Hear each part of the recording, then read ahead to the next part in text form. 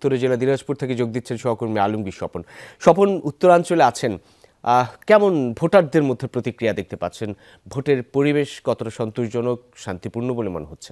রবিন, আর একদিন পরেই নির্বাচন, প্রতিদ্বন্দ্বিতাপূর্ণ নির্বাচন। দীর্ঘদিন পর মানুষ এই প্রতিদ্বন্দ্বিতাপূর্ণ নির্বাচনে ভোট দেওয়ার জন্য মুখিয়ে আছে, বিশেষ করে উত্তরাঞ্চলের মানুষ। সিলন টি রপ্তানিতে শীর্ষে। আমি এখন যে জায়গাটি আছি সেই জায়গাটি কয়েকটি জেলার একটা ট্রানজিট পয়েন্ট, সেটি হলো 10 মাইল। সেখানে কিন্তু একদিন পর যে ভোট, সেই ভোট দেওয়ার জন্য মানুষজন মুখিয়ে আছে।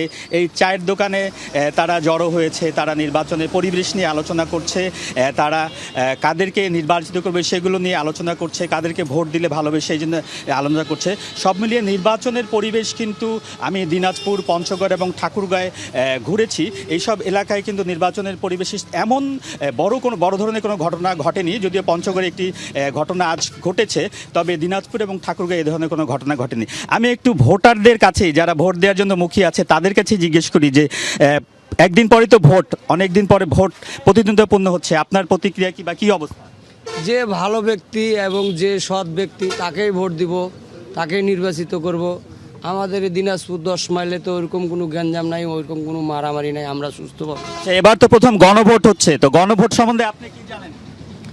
গণভোট এখনো তো আমরা অতটা কিছু জানি না বা বুঝি না, এটা কোনো প্রচারণা নাই। এখন কোথায় দিল ভালো হবে, কোথায় ভোট দিলে হ্যাঁ না না, এখন কীভাবে ভোট দিব ওইটাও তো জানি না।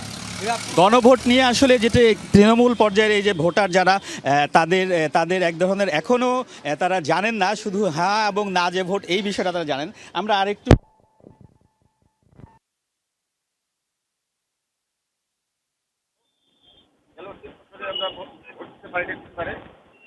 ভোট দিব আশা করি।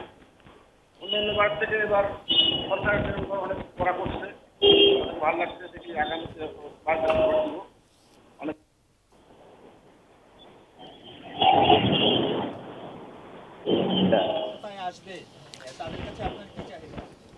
আমরা বুঝতেই পারছি এবং দেখতে পারছি, খানিকটা শব্দ শুনতে হয়তো বা জটিলতা হচ্ছে, কিন্তু স্পষ্ট যে ভোটাররা আসলে মশগুল হয়ে আছেন, নিজেদের মধ্যে আলাপ আলোচনা, আলাপচারিতা সেসব করছেন। আলমগীর স্বপন জানাচ্ছিলেন